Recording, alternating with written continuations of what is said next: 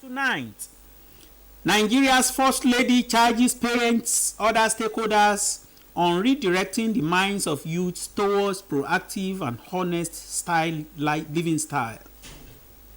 Worries over the spate of complaints associated with access to pension benefits. Bureau of Public Service Reform meet stakeholders.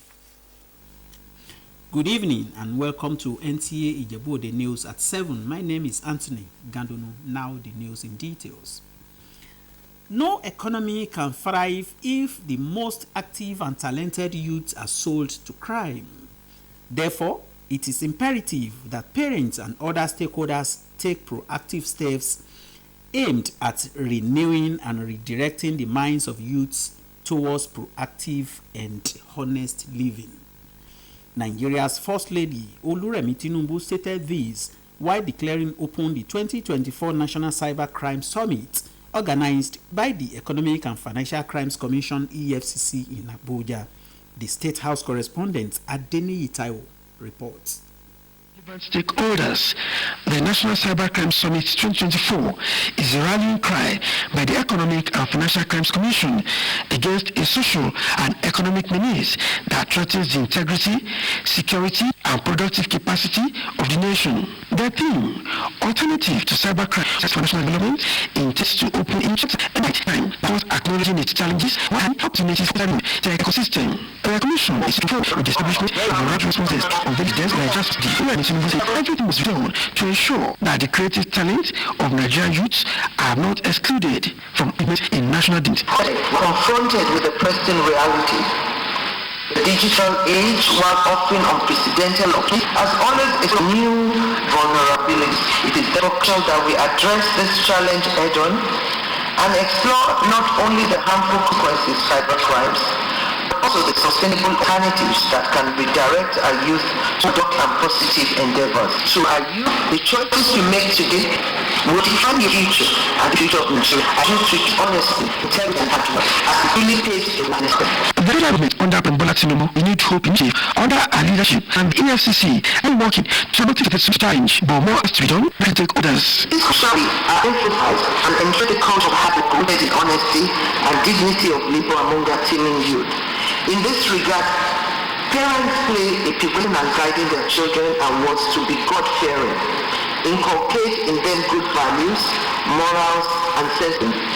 Bond of trust and understanding should be created between parents and their children, and to allow for open communication whereby their fears and insecurities could be addressed. With about 250 billion naira lost yearly to cybercrime, the Commission requires the support of all to protect the nation's digital space and image. We reached a stage in our nation that necessity should compel a change of narrative from idleness to usefulness and cybercrime to cyberware. The EFCC under my leadership is completing work on the cybercrime research center.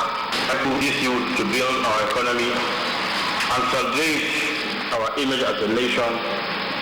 The EFCC is creating a momentum for the development of our country.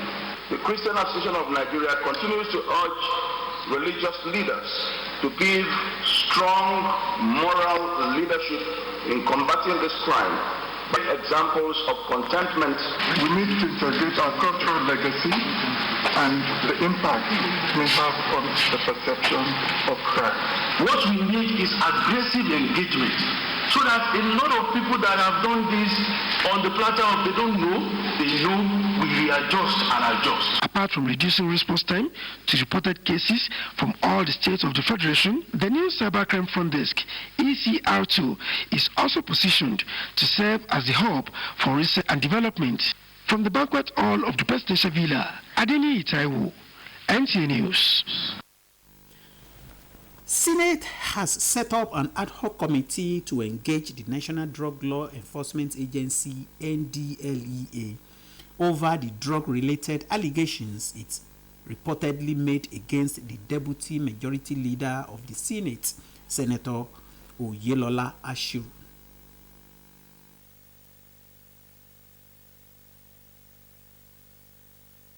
Senator Ashiru had at the commencement of plenary on Tuesday come under a matter of privilege, pointing to information that's emanated from the agency on drug-related offences which were linked to him. He noted that the allegation was unfounded, describing it as malicious and an attempt to undermine his person and the capacity of the Senate to debate freely on issues of national interest. I assert that I cannot even identify what we call cannabis or any drug. Beyond taking water, I don't take alcohol, I don't take any drug. Excellency, I am of opinion that for the protection of myself as a member of this annual chamber, for the protection of the Senate and other senators, we must do something about this as we submit. Just after your contribution on the floor of the Senate, and I understand the person that went on television was even alluding to the fact that you made contributions on the floor and trying to quote what you said on the floor. I think Nigerians are not aware of the Constitution and the laws of the land. Anything you say here is privilege. It is covered with immunity. It is not subject to debate on the radio or television. So these things, we must, my dear colleagues, we must take this issue very seriously, because injury to one is injury to all.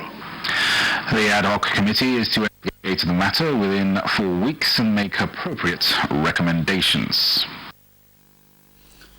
Worried by the spate of complaints associated with access to pension benefits in Nigeria, the Bureau of Public Service Reforms is meeting with stakeholders towards finding lasting solutions to the problems.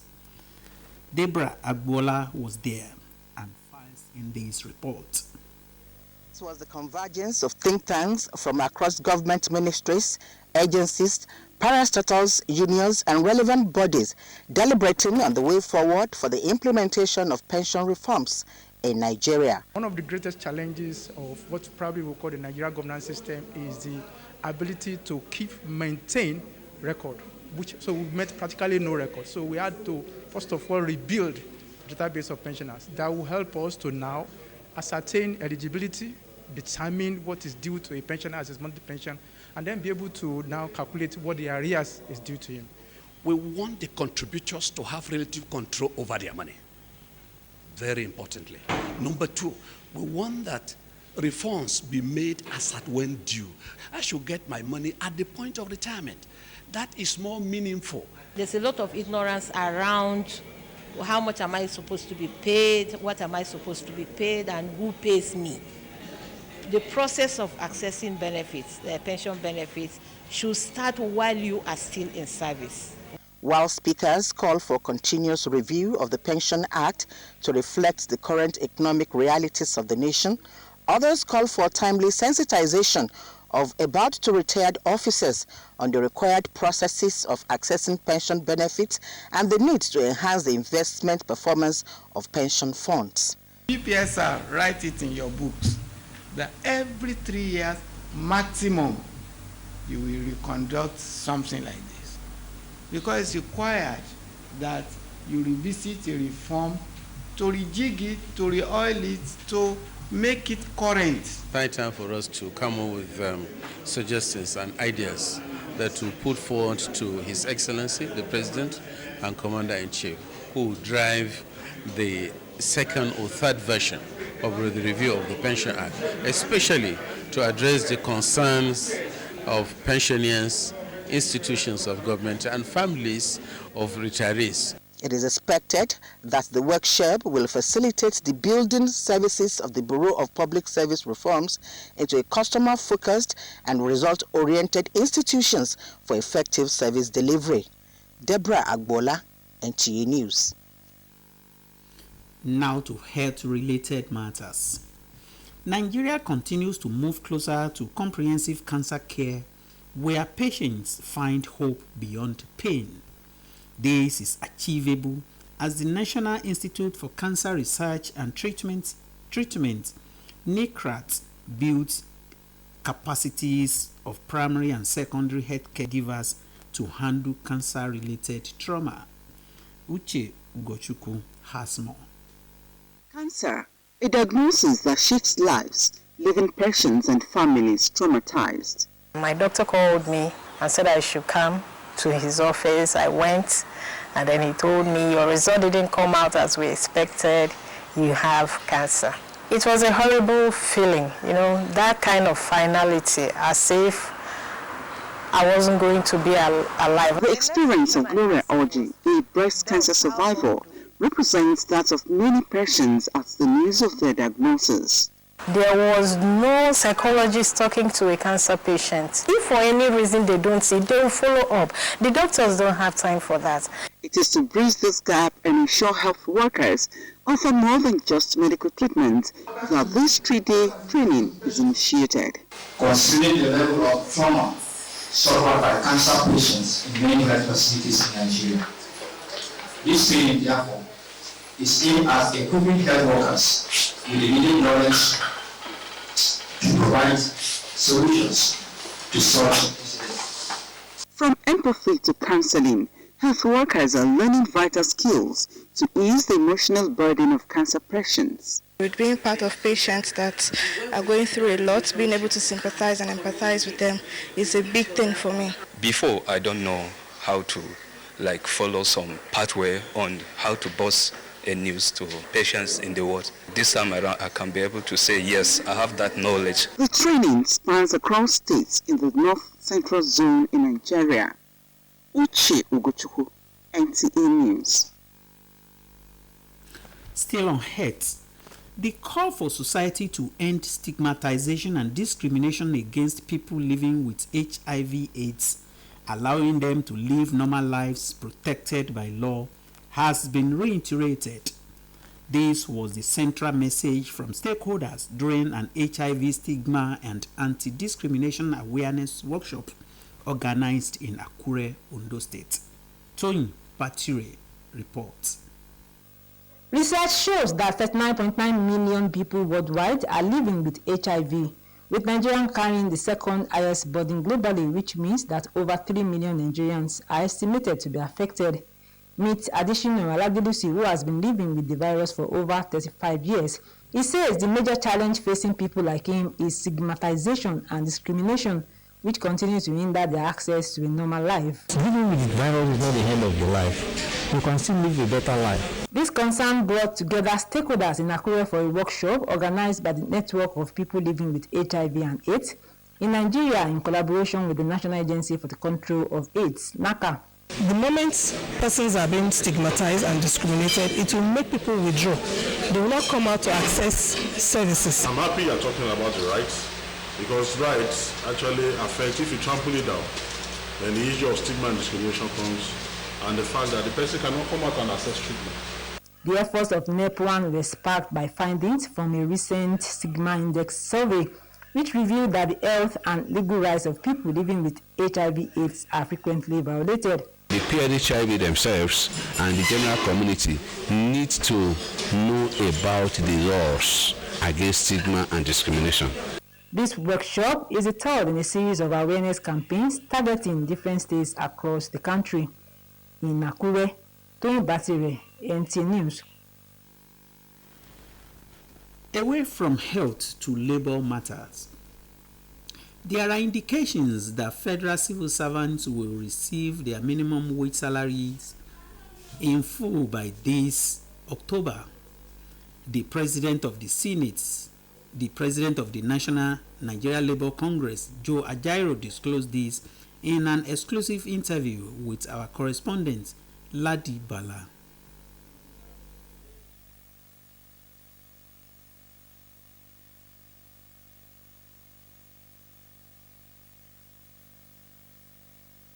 The meeting we had. Tell them that is true. Where we all agreed that they must pay by the end of this month, October. What about the arrears? The arrears, the same. However, if they so decide to negotiate with their various parastatals and the agencies, to now say we are going to pay the arrears of so dates, they are at liberty to do it. On the payment of arrears of the minimum wage, the NLC president has this to say. We are going to pay the arrears of so days. They are at liberty to do it.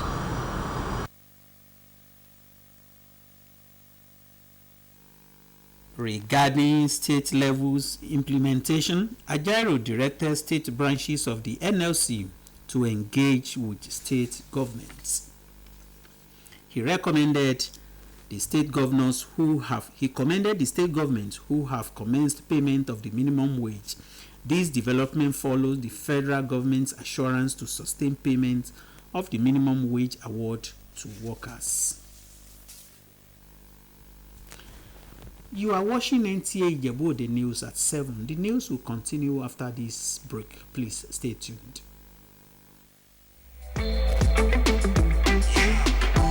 See this baby, why should they do younger like this?